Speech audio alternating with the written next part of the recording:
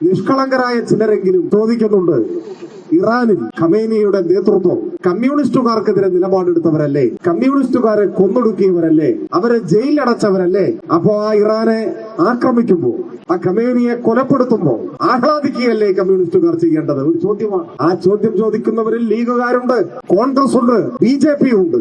ഇത്തരത്തിലുള്ള വങ്കത്തരം പറയുന്നതിൽ, അറുവഷളത്തരം പറയുന്നതിൽ ഇവര് മൂന്നുപേരും കൈകോർത്ത് പിടിച്ചാണ് നിൽക്കുന്നത് എന്നത് വർത്തമാനകാലത്തെ ഒരു യാഥാർത്ഥ്യം മാത്രമാണ്. ഇതിനു മുമ്പ് നമ്മൾ കേട്ടിട്ടുള്ളത് ഇറാഖിന് ഐക്യദാർഢ്യവുമായി തെരുവുകളിൽ ഇറങ്ങിയ ഘട്ടത്തിലാണ്.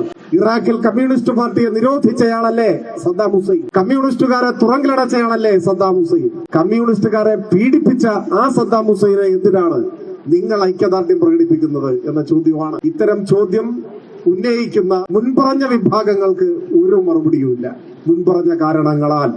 എന്നാൽ ഇത്തരത്തിലുള്ള പ്രചാരവേലയാൽ സ്വാധീനിക്കപ്പെടുന്ന രാഷ്ട്രീയമായ മുൻവിധികളില്ലാത്ത മനുഷ്യരോട് ഞങ്ങൾക്ക് സംവദിക്കാനുണ്ട്. എന്താണ് പ്രശ്നം?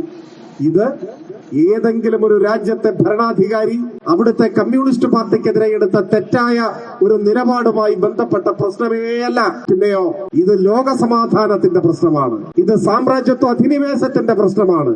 കുറച്ചുകൂടി ലളിതമായി വ്യക്തമായി പറഞ്ഞ, ഇന്നത്തെ സംഘപരിവാർ ഭരണകൂടത്തെ, ഇന്ത്യൻ ഭരണകൂടത്തെ നഖശിഖാന്തം എതിർക്കുന്നവരാണ് ഇന്ത്യയിലെ കമ്മ്യൂണിസ്റ്റുകാർ. എല്ലാ നിലയിലും എതിർക്കുന്നവരാണ്. മോദി ഭരണകൂടത്തിന്റെ സാമ്പത്തിക നയങ്ങളെ, അവരുടെ ജനവിരുദ്ധമായ സാമ്പത്തിക നയങ്ങളെ, കോർപ്പറേറ്റ് വൽക്കരണത്തെ എതിർക്കുന്നു.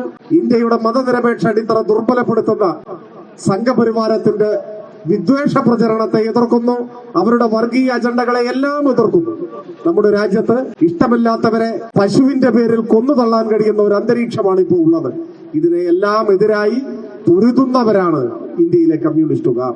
എന്നാൽ ഈ ഘട്ടത്തിൽ അമേരിക്കയാവട്ടെ, മറ്റേതെങ്കിലും ഒരു ശക്തിയാവട്ടെ, ഒരു സാമ്രാജ്യത്വ ശക്തിയാവട്ടെ, ഇന്ത്യക്കെതിരായി ആക്രമണം അഴിച്ചുവിട്ടാൽ, ഇന്ത്യൻ പ്രധാനമന്ത്രിയെ ആദ്യരാത്രിയിൽ തട്ടിക്കൊണ്ടുപോയാൽ എന്തായിരിക്കും ഇന്ത്യയിലെ കമ്മ്യൂണിസ്റ്റുകാരുടെ നിലപാട്? ഒരു സംശയവും വേണ്ട. മോദി ഭരണകൂടത്തെ നഖശിഖാന്തം എതിർക്കുന്നതോടൊപ്പം ഇന്ത്യയുടെ പരമാധികാരത്തിന് മേലുള്ള ബാഹ്യമായ ആക്രമണത്തെ, കൈകടത്തലിനെ, സാമ്രാജ്യത്വ ആക്രമണത്തെ അതിശക്തമായി എതിർക്കും. അപ്പോ ഈ ചോദ്യത്തിന് പ്രസക്തിയുണ്ടോ? നിങ്ങൾ മോദിയെ എതിർത്തവരല്ലേ? കമ്മ്യൂണിസ്റ്റുകാർക്കെതിരെ കുരിശുയുദ്ധം പ്രഖ്യാപിച്ചയാളല്ലേ മോദി? അവരുടെ വർഗീയ രാഷ്ട്രീയത്തെ നിങ്ങൾ എതിർക്കുന്നില്ലേ എന്ന ചോദ്യത്തിന് അവിടെ പ്രസക്തിയില്ല. അവിടെ ഇന്ത്യയുടെ പരമാധികാരത്തിനാണ് വില. അവിടെ ഒരു സ്വതന്ത്ര രാഷ്ട്രത്തിന്റെ പരമാധികാരത്തെ മാനിക്കാതെ അവിടേക്ക് കടന്നു കയറുന്ന, ഏകപക്ഷീയമായ ആക്രമണങ്ങൾ അടിച്ചേൽപ്പിക്കുന്ന, അവിടുത്തെ ജനങ്ങളെ യുദ്ധക്കെടുതിയിലേക്ക് തള്ളിയിടുന്ന, ലോകത്തിന്റെ തന്നെ സമാധാനം തകർക്കുന്ന സാമ്രാജ്യത്വത്തെ എതിർക്കുക എന്നതാണ് പ്രശ്നം.